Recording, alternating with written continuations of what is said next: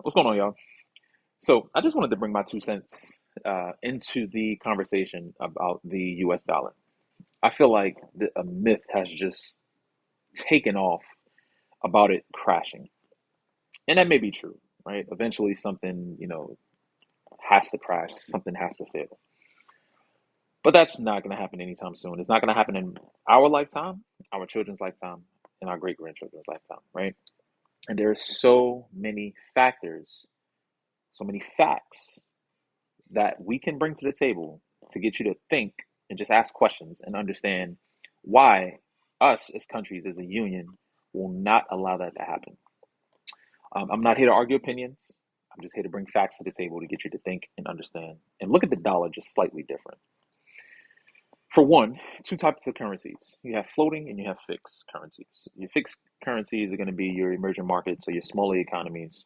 Your floating currencies are going to be your major markets. So, for instance, the US dollar is floating, euro, the Japanese yen, right? Japanese won, excuse me. And this when it comes to floating, you have the supply and demand on the foreign exchange market. Now, the emerging markets where it's fixed, think about it, that would be more volatile, right? So they're not necessarily in a position where they have a strong currency, but what do? They piggyback off of a strong currency.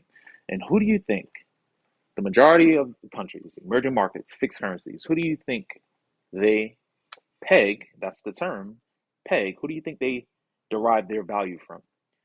You guessed it, the US dollar. This market, this world relies on the value of the US dollar or lack thereof, which is why when we suffer, everyone else around us suffer, right? Oil rich countries, UAE, Jordan, Oman, Qatar, Saudi Arabia, they need us as a major trading partner for oil. So who do you think their currencies are pegged against? The US dollar.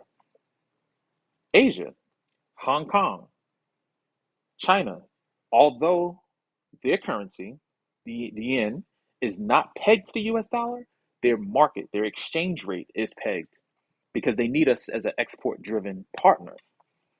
So there are so many currencies, countries that rely on the value or lack thereof of the US dollar. Your Caribbean countries, think about tourism for them. Tourism is the biggest driver of revenue for Caribbean countries.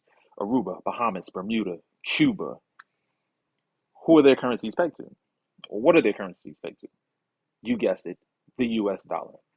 So, because this currency, the US dollar, is so powerful, and so many countries and systems and economies rely on it, we're not going to allow it to fail. Do you think these other countries are going to allow it to fail as well?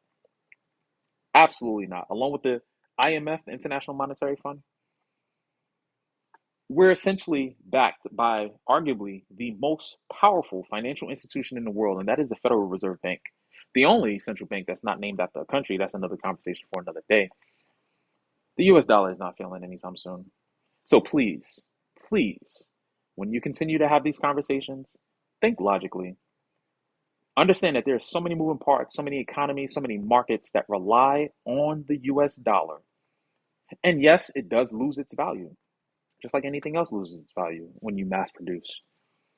But there are so many systems in place to make sure that it's going to be stable, that it's going to continue to provide less volatility, but it's also still going to provide efficiency through liquidity, opportunity, and buying power. The US dollar is not failing anytime soon. Thank you for coming to my TED Talk. Enjoy the rest of your day.